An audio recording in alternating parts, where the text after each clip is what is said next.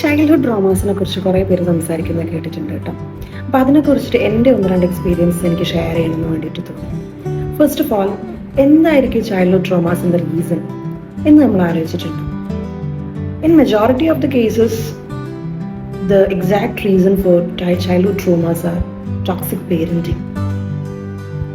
ഒരു കുട്ടിക്ക് ഉണ്ടാവുന്ന ചൈൽഡ്ഹുഡ് ട്രോമാസിൻ്റെ വലിയൊരു ശതമാനം ടോക്സിക് പേരൻറ്റിങ്ങിലൂടെയാണ് എന്ന് ഞാൻ വിശ്വസിക്കുന്നു. അല്ലാതെ ഒരുപാട് എക്സ്പേർട്സും പറയുന്നത് കേട്ടിട്ടുണ്ട്. അതായത് ഒരു 90% ചൈൽഡ്ഹുഡ് ട്രോമാസിന് കാരണവും ടോക്സിക് പേരൻറ്റിങ് തന്നെയാണ്. അതല്ലാതെ ഒരു ബുളീഡ് ചൈൽഡ്ഹുഡ് അല്ലെങ്കിൽ സ്കൂളിങ് കാര്യങ്ങൾ അതൊക്കെ റീസൺസ് ആവാം. പക്ഷേ ഒരു കുട്ടിയെ നമ്മുടെ കയ്യിൽ കിട്ടുമ്പോൾ അല്ലെങ്കിൽ ഒരു പേരൻറ്റിൻ്റെ കയ്യിൽ കിട്ടുമ്പോൾ he or she or whatever it is like A clean slate, ഒരു ക്ലീൻ ബോർഡാണ്. അപ്പം അതിൽ എന്താണോ നമ്മൾ എഴുതുന്നത് അതാണ് ആ കുട്ടിയുടെ ലൈഫ് ഡിസൈഡ് ചെയ്യുന്നത്. കുറച്ചു മുന്നേ ഒരു ക്ലാസ്സിൻ്റെ ഇടയ്ക്ക്, ഒരു കൗൺസിലിംഗ് സെഷൻ്റെ ഇടയ്ക്ക് ഞാൻ കേൾക്കുന്നുണ്ടായി, ഒരു ഡോക്ടർ പറഞ്ഞതാണ് ഒരു കുട്ടിയുടെ 6 വയസ്സ് വരെയുള്ള ജീവിതം അതാണ് ആ കുട്ടി ഇനി മുന്നോട്ട് എന്താണ് എന്ന് ഡിസൈഡ് ചെയ്യുന്നത്. ആ കുട്ടിയുടെ ഒരു ലൈഫ് സ്ക്രിപ്റ്റാണ് ഈ ഒരു 6 വയസ്സിനുള്ളിൽ ഉണ്ടാക്കുന്നത്. അതായത് കുട്ടിയുടെ ഹാബിറ്റ്സ് ആയിക്കോട്ടെ, ഹോബീസ് ആയിക്കോട്ടെ, ഇൻട്രസ്റ്റ് ആയിക്കോട്ടെ, പേടികളായിക്കോട്ടെ, ഇഷ്ടങ്ങളായിക്കോട്ടെ, താല്പര്യങ്ങളായിക്കോട്ടെ, എല്ലാം ഈ ഒരു 6 വയസ്സിനുള്ളിൽ ആ കുട്ടിയുടെ ജീവിതത്തിൽ നടക്കുന്ന കാര്യങ്ങൾ, ആ കുട്ടി ഇൻട്രാക്ട് ചെയ്യുന്ന വ്യക്തികൾ എല്ലാം ഈ കുട്ടിയെ ലൈഫിനെ വല്ലാണ്ട് എഫക്റ്റ് ചെയ്യും. അപ്പോൾ ഈ കുട്ടിയുടെ ഒരു ലൈഫ് സ്ക്രിപ്റ്റാണ് ഒരു അച്ഛനും അമ്മയും അല്ലെങ്കിൽ ആ ഒരു കൊച്ചു കുട്ടിയുടെ ചുറ്റിലുള്ള വ്യക്തികൾ എഴുതിക്കൊണ്ടിരിക്കുന്നത്. അപ്പോൾ അതെപ്പോഴും നല്ലതായിട്ട് എഴുതാൻ എല്ലാവരും കൊണ്ട് എപ്പോഴും പറ്റണമെന്നില്ല. ഇപ്പോൾ ഈ ജെന്റിൽ പേരൻറ്റിങ്ങിനെ കുറിച്ചൊക്കെയുള്ള ഒരുപാട് വീഡിയോസ് കാണുമ്പോൾ എനിക്ക് തോന്നാറുണ്ട്, ഒരുപാട് പ്രാന്ത് പിടിച്ച് നിൽക്കുന്ന ഒരു അമ്മ അല്ലെങ്കിൽ ഒരു അച്ഛൻ എപ്പോഴും കുട്ടിയുടെ അടുത്ത് മോനെ അല്ലെങ്കിൽ കുട്ട എന്നൊന്നും വിളിച്ച് സംസാരിക്കാൻ പറ്റിക്കൊള്ളുന്നില്ല. ശ്രീ രവിശങ്കറിന്റെ ഒരു വീഡിയോയില് ഈ ഇടയ്ക്ക് കണ്ടതാണ്. ഒരു ക്രൗഡിൽ നിന്ന് ഒരാൾ ചോദിക്കുക രവിശങ്കറിന്റെ അടുത്ത്, അതായത് ഞാൻ എൻ്റെ കുട്ടിയുടെ അടുത്ത് ഇടയ്ക്ക് ദേഷ്യപ്പെടുന്നു, അപ്പൊ ഈ ദേഷ്യം കൺട്രോൾ ചെയ്യാൻ എന്താ ചെയ്യണ്ടേ? അപ്പൊ ഈ രവിശങ്കർ പറയുന്നുണ്ട്, നിങ്ങൾ ദേഷ്യം കൺട്രോൾ ചെയ്യണ്ട, എന്തിനാ കൺട്രോൾ ചെയ്യുന്ന രവിശങ്കർ ചോദിക്കുന്നത്. അത് ഞാൻ പറഞ്ഞതല്ല കേട്ടോ, അത്രയും അറിവും വിജ്ഞാനവും ഒക്കെ ഉള്ള ഒരാൾ പറഞ്ഞൊരു കാര്യമാണ്. അയാൾ പറയണത് എന്താന്ന് വെച്ചാൽ, കുട്ടികൾ നാളെ ഇറങ്ങാൻ പോകുന്നത് ഒരു ഹാർഷായിട്ടുള്ള ഒരു സമൂഹത്തിലേക്കാണ്. അപ്പൊ സൊസൈറ്റി എപ്പോഴും കുട്ടികളുടെ അടുത്ത് ജെന്റിൽ ആയിട്ടുള്ള രീതിയിലായിരിക്കില്ല പെരുമാറുന്നത്. അപ്പൊ ഇടയ്ക്കെങ്കിലും അച്ഛൻ്റെയും അമ്മേൻ്റെയും കയ്യിൽ നിന്ന് ഒരു വഴക്ക് കിട്ടുന്നതൊക്കെ നല്ലതാണ് എന്ന് വെച്ച് അതൊരു സ്ഥിരമായിട്ടുള്ളൊരു റുട്ടീൻ ആവരുത്, വല്ലപ്പോഴും എന്ന് അദ്ദേഹം പറയുന്നുണ്ട്. അത് ഓരോരുത്തർക്കും ഓരോ അഭിപ്രായങ്ങളായിരിക്കും കേട്ടോ. കുട്ടികളെ ചീത്ത പറയും, തല്ലുന്നതിനെ കുറിച്ചൊക്കെ. സ്വന്തം അമ്മേനെ തല്ലിയ 2 അഭിപ്രായമുള്ള നാടാണ് തമാശക്കെങ്കിലും നമ്മൾ പറയാറുണ്ട്. അപ്പൊ അതുകൊണ്ട് തന്നെ ഇടയ്ക്കൊക്കെ കുട്ടികൾക്ക് ഒരു ചീത്ത കേൾക്കണം. അല്ലെ പണ്ടൊക്കെ ഞാനൊക്കെ സ്കൂളിൽ പഠിക്കുന്ന കാലത്ത് നന്നായിട്ട് ചീത്തയും അടിയൊക്കെ കിട്ടുമായിരുന്നു. അതിൽ നല്ലതും ചീത്തയും ആയിട്ടുള്ള ഒരുപാട് കാര്യങ്ങൾ എനിക്കും ഉണ്ടായിട്ടുണ്ട്.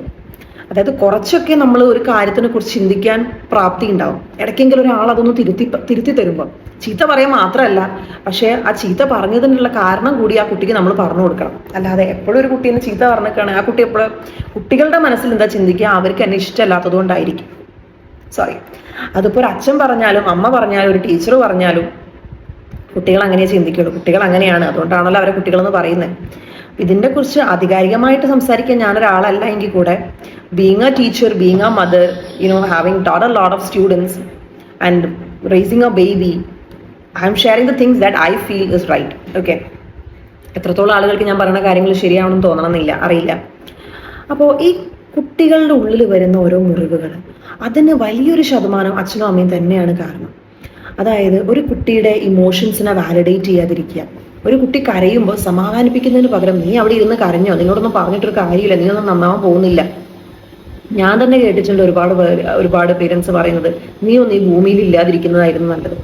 അതൊക്കെ ഒരു കുട്ടി കേൾക്കുമ്പോൾ അത് എത്രത്തോളം ആ കുട്ടീനെ എഫക്റ്റ് ആവുന്നുണ്ട്. ഇപ്പൊ ഞാൻ പണ്ട് സ്കൂളിൽ പഠിക്കുമ്പോൾ എനിക്ക് ഒരു ഫ്രണ്ട് ഉണ്ടായിരുന്നു. ഫ്രണ്ടല്ല, ഒരു ക്ലാസ്മേറ്റ്. ഞാൻ ഒരുപാട് ക്ലോസ് ഒന്നും ആയിരുന്നില്ല. അവൻ എങ്ങനെയാന്ന് വെച്ചാൽ എപ്പോഴും പഠിത്തമായിരിക്കും. അപ്പൊ ലഞ്ച് ബ്രേക്കിന് ഒരു 15 മിനിറ്റ്സുള്ള ലഞ്ച് ബ്രേക്കിന് ഭക്ഷണം കഴിച്ചിട്ട് അപ്പം ഇരുന്ന് പഠിക്കും.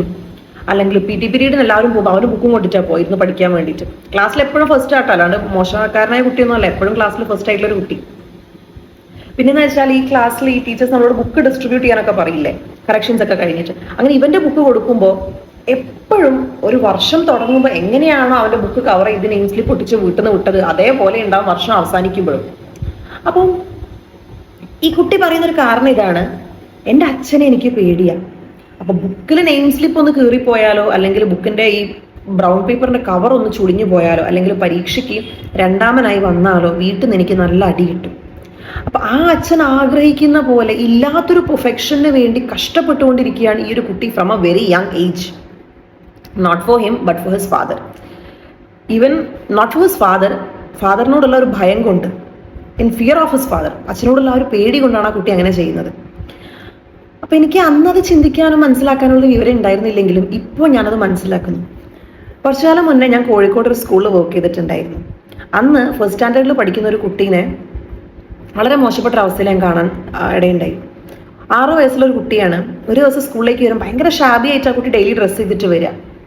ഒരു ദിവസം ക്ലാസ്സിലേക്ക് വന്ന സമയത്ത് ദേഹത്ത് മുഴുവൻ ചൂരൽ കൊണ്ട് അടി കിട്ടിയതിന്റെ പാടുകൾ. എന്തിനാന്ന് ചോദിച്ചപ്പോൾ എൻ്റെ ഉപ്പ എന്നെ അടിച്ചതാണ്. എന്തിന്? മഴയത്ത് കളിച്ചതിന്. കുട്ടികൾ മഴയത്ത് കളിക്കല്ലാതെ പിന്നെ അവരെന്താ ചെയ്യുക? മഴയത്ത് കളിച്ചതിന് ഉപ്പ അടിച്ചതിന്റെ പാടുകളാണ് 6 വയസ്സുകാരൻ്റെ ശരീരത്തിലുടനീളം ഉള്ളത്. അത് കണ്ടപ്പോൾ എനിക്ക് ഒരുപാട് വിഷമം തോന്നി. അതായത് ആ കൊച്ചുകുട്ടീനെ അടിക്കുന്നതിന് പകരം അവൻ്റെ കൂടെ, അല്ലെങ്കിൽ ഒന്നെങ്കിൽ അവനെ പറഞ്ഞ് മനസ്സിലാക്കുക, അല്ലെങ്കിൽ അവൻ്റെ കൂടെ കളിക്കാനുള്ളൊരു മനസ്സാ രക്ഷിതാവ് കാണിച്ചിട്ടുണ്ടായിരുന്നെങ്കിൽ ഞാൻ ആഗ്രഹിച്ചു പോയി. കാരണം അതൊക്കെ ആ കുട്ടീൻ്റെ ഉള്ളിലൊരു മുറിവാ വരുന്നത്. എൻ്റെ അടുത്ത് ആ കുട്ടി സങ്കടത്തോട് പറഞ്ഞൊരു കാര്യമുണ്ട്, ടീച്ചർ എൻ്റെ വീട്ടിൽ എന്നെ നോക്കാൻ ആർക്കും സമയമില്ല, ഉമ്മാക്ക് അനിയനെ നോക്കാനേ നേരമുള്ളൂ, താത്തയ്ക്കാണെങ്കിൽ ഫുൾ ടൈം ഫോണിൽ കളിക്കണ ചിന്തയേ ഉള്ളൂ, എന്നെ നോക്കാൻ ആർക്കും നേരെയില്ല, അതുകൊണ്ടാണ് ടീച്ചറെ ഞാൻ ഹോംവർക്ക് ഒന്നും ചെയ്തു വരാത്തെ. 6 വയസ്സുള്ളൊരു കുട്ടി എന്നോട് പറഞ്ഞ കാര്യമാണ്. അതൊക്കെ ചിന്തിക്കുമ്പോൾ എങ്ങോട്ടാ നമ്മളെ കുട്ടികളെ പേരന്റ് ചെയ്യാണ്, കുട്ടികൾക്ക് നന്മയ്ക്ക് വേണ്ടിയിട്ട് നമ്മൾ ചീത്ത പറയുന്നൊക്കെ പറഞ്ഞ് എങ്ങോട്ടാ നമ്മുടെ ഈ പേരൻസ് കൈയും വീശി പോകുന്നത് എനിക്ക് മനസ്സിലാവുന്നില്ല. അപ്പൊ ജോലിക്ക് പോകുന്ന ഒരു അച്ഛനും അമ്മയും വൈകിട്ട് ജോലി കഴിഞ്ഞ് വീട്ടിലും ഡെഫിനറ്റ്ലി വീട്ടിലെ ഒരു ഫിനാൻഷ്യൽ സ്റ്റേറ്റോ കൺസിഡർ ചെയ്യുമ്പോൾ ഇപ്പൊ 2 പേരൻസും വർക്ക് ചെയ്യേണ്ട അത്യാവശ്യമാണ്. But at the same time ജോലി കഴിഞ്ഞ് വീട്ടിൽ വന്ന് കുട്ടികളുടെ കൂടെ കുറച്ചെങ്കിലും ഉറങ്ങുന്നതിന് മുന്നെങ്കിലും 10 മിനിറ്റ് ടൈമെങ്കിലും സ്പെൻഡ് ചെയ്യാൻ അച്ഛനും അമ്മയ്ക്കും വേണം. അല്ലെങ്കിൽ ഈ അച്ഛനും അമ്മയും പ്രായമായി കഴിയുമ്പോൾ കുട്ടികൾക്ക് അച്ഛൻ്റെ അമ്മേനെയും കൂടെ സ്പെൻഡ് ചെയ്യാൻ സമയം ഉണ്ടാവില്ല. ഇപ്പൊ ഈ ഇടയ്ക്കായിട്ട് എല്ലാവരും പറയുന്ന ഒരു കാര്യമാണ്, ഇപ്പോഴത്തെ തലമുറയ്ക്ക് അച്ഛനെയും അമ്മേനെ നോക്കാൻ സമയമില്ല, എല്ലാവരും ഓൾഡ് ഏജ് ഹോംസിലാണ്. പക്ഷെ ഒരു കാര്യം ഒന്ന് ആലോചിച്ച് നോക്ക്, അച്ഛനും അമ്മയ്ക്കും കുട്ടികളെ നോക്കാൻ സമയം ഉണ്ടായിട്ടുണ്ടോ? അങ്ങനെ ഉണ്ടായിട്ടില്ല. അല്ലെങ്കിൽ ആ അച്ഛനും അമ്മേനും സമയം കിട്ടാതായിട്ടുള്ള കുട്ടികൾ, അല്ലെങ്കിൽ ആ അച്ഛനും അമ്മയും കുട്ടിയും തമ്മിലുള്ള ഒരു ബന്ധത്തിന്റെ ആഴം മനസ്സിലാക്കാതെ വളർന്ന കുട്ടികൾ, ഡേ കെയറുകളിൽ വളർന്ന കുട്ടികൾ, അല്ലെങ്കിൽ ആരൊക്കെയോ വളർത്തിയ കുട്ടികൾ വലുതായി വരുമ്പോൾ ഈ കിട്ടാത്ത സ്നേഹം അവരെങ്ങനെയാ കാണിക്കുക? ഇപ്പൊ നമ്മൾ പറയുകയാണെങ്കിൽ ഈ ടോക്സിക് പേരന്റിങ്ങിനെ കുറിച്ച് പറയുമ്പോൾ, ഒരു ടോക്സിക് ചൈൽഡ്ഹുഡ് ഉണ്ടായിരുന്ന ഒരു പേരന്റ് ഇന്നൊരു കുട്ടിയെ വളർത്തുമ്പോൾ അതേ ട്രോമാറ്റിക് സൈക്കിളാണ് അടുത്ത തലമുറയിലേക്കും കൈമാറി പോകുന്നത്. They never healed from their past, then how can they raise a healthy baby? First of all നമ്മൾ ഈ ഒരു ട്രോമാറ്റിക് സൈക്കിൾ ബ്രേക്ക് ചെയ്യാൻ ചെയ്യേണ്ടത് എന്താ? എൻ്റെ മനസ്സിലൊരു മുറിവുണ്ടെങ്കിൽ ഞാൻ അതിൽ നിന്ന് ഒളിച്ചോടല്ല ചെയ്യേണ്ടത്. ഞാനത് ഹീൽ ചെയ്തിട്ട് എൻ്റെ കുട്ടിക്ക്, നാളെ എനിക്കൊരു കുട്ടി ഉണ്ടാകുമ്പോൾ ആ കുട്ടിയിലേക്ക് ഈ ഒരു സൈക്കിൾ, ഈ ഒരു ട്രോമ സൈക്കിൾ മുന്നോട്ട് പോകാതെ ശ്രദ്ധിക്കുകയാണ് വേണ്ടത്. ഈ പണ്ടൊക്കെ എനിക്കൊക്കെ സ്കൂൾ കൂട്ടുന്ന കാലത്ത് അമ്മമ്മ വീട്ടിൽ പോയി താമസിക്കുക പറഞ്ഞാൽ ഭയങ്കര സന്തോഷമുള്ള കാര്യം, ഒരുപാട് ഓർമ്മകൾ നമുക്ക് ഉണ്ടാവുമല്ലോ. ഇനി വരുന്ന കുട്ടികൾക്കും അങ്ങനെ ഓർമ്മകൾ ഉണ്ടാവട്ടെ. ഡേ കെയറുകളിൽ തീർന്ന സമ്മർ വെക്കേഷനും ചൈൽഡ്ഹുഡും അല്ലാതെ അച്ഛൻ്റെയും അമ്മേൻ്റെയും കൂടെ, ഗ്രാൻഡ് പേരൻസിൻ്റെ കൂടെ സ്പെൻഡ് ചെയ്തിട്ടുള്ള നല്ല നല്ല ചൈൽഡ്ഹുഡ്, നല്ല നല്ല മെമ്മറീസ് കുട്ടികൾക്ക് ഉണ്ടാവട്ടെ. ആ ഒരു ഫാമിലി റിലേഷൻഷിപ്സിന്റെ ഇമ്പോർട്ടൻസ് അവർ മനസ്സിലാക്കട്ടെ. ഈ ഒട്ടും ഇമോഷണലി വാലിഡേറ്റഡ് ആവാതെ ഒന്ന് പറഞ്ഞാൽ തന്നെ അച്ഛൻ്റെയും അമ്മേനെയും ഫ്രസ്ട്രേഷൻസ് ഒക്കെ തീർക്കാനുള്ള ഒരു കളിപ്പാവയൊന്നും അല്ല കുട്ടികൾ. അവർക്ക് മനസ്സുണ്ട്, മനസ്സിന് വിഷമമുണ്ട്, ശരീരത്തിന് അടിച്ചാൽ വേദനിക്കും, ചീത്ത പറഞ്ഞാൽ മനസ്സിന് വേദനിക്കും എന്നൊക്കെ മനസ്സിലാക്കി നമ്മൾ മനുഷ്യ കുഞ്ഞുങ്ങളെയാണ് വളർത്തിയെടുക്കുന്നത് എന്നുള്ളൊരു ബോധത്തോടെ ഇനിയെങ്കിലും നമുക്ക് ഹെൽത്തി പേരന്റിങ് ചെയ്യാം. ഇത്രയും പറഞ്ഞുകൊണ്ട് ഞാൻ അവസാനിപ്പിക്കുന്നു. Thank you so much. ഈ വീഡിയോ എല്ലാവർക്കും ഇഷ്ടപ്പെട്ടെന്ന് വിചാരിക്കുന്നു. If I said something wrong, please do correct me, because I am also learning. Thank you.